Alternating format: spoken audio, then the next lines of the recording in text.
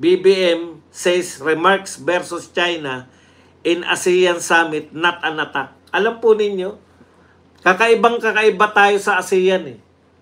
Lahat po ng ASEAN natutuwa na may pirmahan na naman po sa pagitan ng China at saka ng ASEAN. Bakit po? Ito po, no, yung pirmahan po nito sa pagitan ng China at Pilipinas ay dagdag na kabuhayan na naman sa bawat ASEAN member country. May dagdag na naman sila na mga infrastructure. Mapera po ang China, wag na tayong magbulahan. Maski po ang US, ang dami pong utang sa China.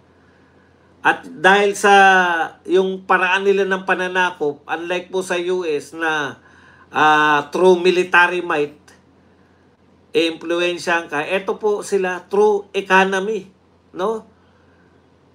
Nang i-impluensya ba yung China? Opo, nang i-impluensya po yung China sa buong mundo, pero sa pamamagitan po ng ekonomiya. Yung US po nang i-impluensya rin, kasi ganito na po yung pananakop ngayon, hindi na po uso yung pananakop na direkta. Russia na lang po yung gumagawa, no? Direkta kang sasakupin, no? Ngayon po, iba na po ang pananakop. Ang pananakop na po ngayon, yung utak. Di ba? O, yung United States, yan, yung threat ng kanilang mighty military at saka eto pong Hollywood. Yung kanilang English na pananalita. Yan po ang pananakop ng Amerika. Hollywood. Yung kanilang mga sports. Yan. Kaya nagiging utak Amerikano yung mundo. Ngayon po, nagiging maka-China yung mundo sa pamamagitan po ng mga infrastructure. May tawag dyan yung China eh. Belt and Road. Kalimutan ko lang eh. Road and Belt. Alam niyo yan. May magre-research sa inyo. Oh. Habang natutuwa po sa pirmahan yung mga ASEAN, binabanatan ni BBM dun mismo sa ASEAN Summit yung China. Kaya nakakaawa po ang Pilipinas. Parang wala po tayong ugnayan sa China dun. O hindi rin tayo nilalapitan ni Donald Trump. Walang balak na, wala po naganap na interaksyon. Kawawa po tayo. Samantalang tayo po ang may mga military bases dito na tinatawag nating EDCA, China's Belt and Road Initiative. O yan.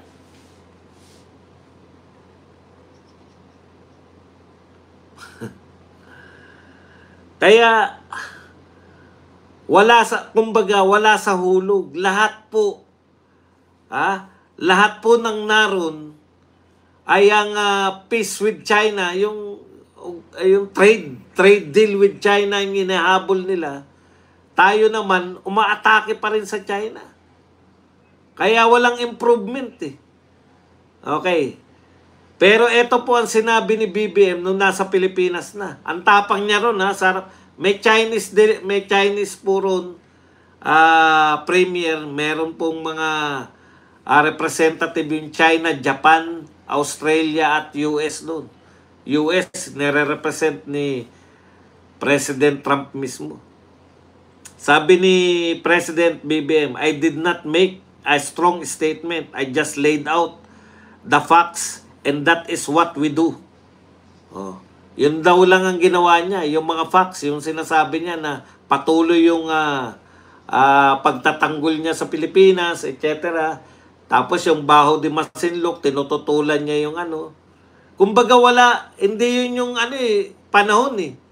Dapat nakikipagbati tayo, mag-usap tayo. I always try to just explain to everyone. Ito po pakinggan niyo po yung sinasabi ni BBM. I always try to just explain to everyone what is happening and that this is the situation in the Philippines.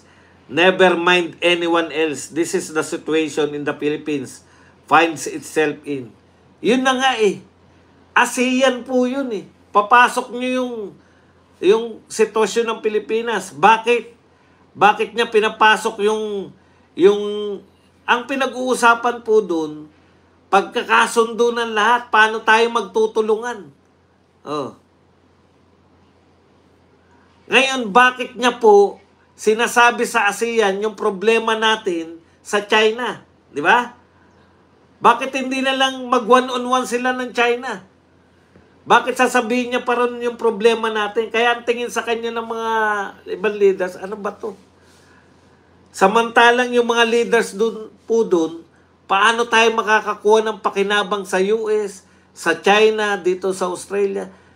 US at China, gusto nilang makakuha ng aktwal na pakinabang. Tayo po, nagpo-propaganda pa rin dun sa ASEAN. Manong kausapin mo rin para open na po natin yung mga trade deal natin. Huwag na po tayo mag-ano.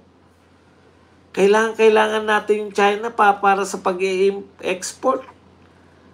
Hindi ko alam yung wala akong ideya kung yung kumusta na yung ating mga nagtitinda ng ating mga saging sa China.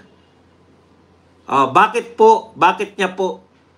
Magugulat po kayo, kapit po kayo. Kaya po niya sinasabi yan sa ASEAN, eto po, this is what is happening in our waters. Diba? So I hope that they can help us. So pumunta pala ron si Marcos, ang agenda niya, sabihin yung ginagawa ng China para tulungan tayo ng mga ASEAN nations. Nakakaawa po. Yun pala yung purpose niya. Tulungan tayo ng mga Association of Southeast Asian Nations. Alam nyo, sa usapin po ng teritoryo, paulit-ulit na ako rito, kung may teritoryo ka, kinakailangan mong ipagtanggol ang sarili mong teritoryo. Hindi po pwede na bansa ka na turingan, independent kang bansa, tapos aangal ka o magmamakaawa ka. I hope that they can help us. So naghahanap po siya ron kasi binubomba kami ng mga water cannon. I hope you would help us. Mr. President, lahat po to, kung ang turing nyo po sa China ay bully, lahat po yung mga Southeast Asian countries, one way or another, nabully po yan ng China. Diyan sa West Philippine Sea. Pero hindi po yun dahilan para putulin nila yung mga economic ties with China. Tayo, indescribable eh. Meron bang tumalima sa kanya? Meron ba nagsabi na, kaisa mo kami, lalabanan namin ang China? Hindi niya pa nga naintindihan eh. Yung sabi po ng host ng Malaysia, ito po, para po maunawaan nyo kung gaano po tayo kahiya-hiya. No? Yan pong persistent incidents, dangerous actions by Chinese military and civilian vessels. Yan po yung mga sinabi niya, no? Merong mga insidente, mga dangerous action ng China laban po sa civilian vessels natin. Taka yan, dinenounce niya rin yung nature reserve sa Bao de Masinloc. Nagsusumbong po siya sa mga kapwa niya, head of states, na ito ginagawa sa amin ng China, sana tulungan nyo kami. Yun yung purpose niya. Tumulong itong mga to. May tutulong ba sa atin laban sa China? Hindi po. Tuwan-tuwa po sila na may bagong trade deal na naman yung China sa kanila. Kasi yung mga kapitbahay natin, Mr. President, may mga bullet train na ginawa ng China, may mga malalawak na infrastructure na pondo ng China. Okay.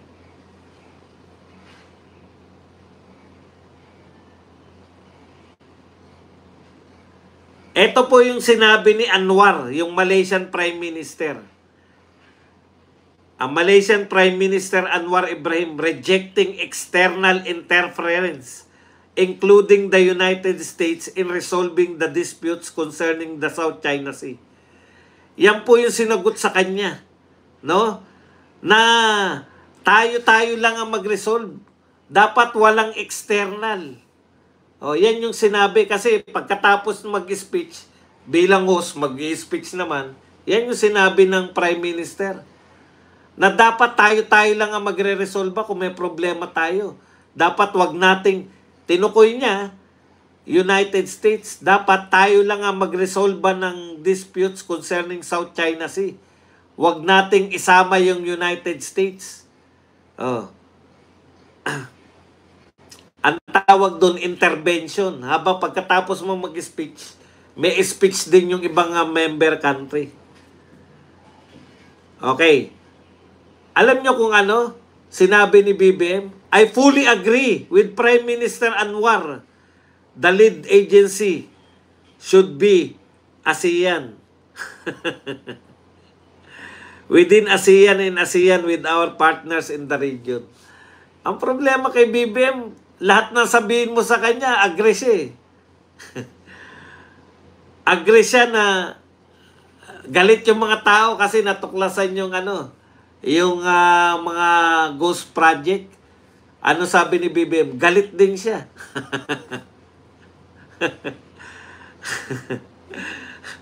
May nag-report, may nagtanong, Mr. President, magrarally po, marami pong sasama sa rally. Kung hindi ako presidente, magrarally din ako . Ikaw nga nirarally. Ngayon, eto na naman. Sinabi sa kanya, sana itong mga inaangal mo, eto parang ganito yung dating ni Ibrahim. Siya po yung chairman Malaysia . Sana yung inaangal mo, wag na nating idamay yung United States. Kasi lumalala pagkadamay . Tayo-tayo na lang ang mag-resolve dito, ASEAN tsaka yung China. Kung China problema natin, tayo ASEAN, tayo mag-resolve. Ano po sabi niya? I fully agree. Puta, umuo. Umuo ka? Talaga naman, no. Lahat oo-oohan . Galit ng mga tao. Ako rin galit. Lintik na yan. Bakit may mga ghost project? Anong klaseng presidente meron tayo? Sabi ni BBM. May nagsabulong. Mr. President, kayo po presidente. Ganun ba? O sige, magtatayo ako ng ICI para maibsan tong galit ko. Imbestigahan natin niya. Wala tayong palalagpasin. Patawa si Mr. President .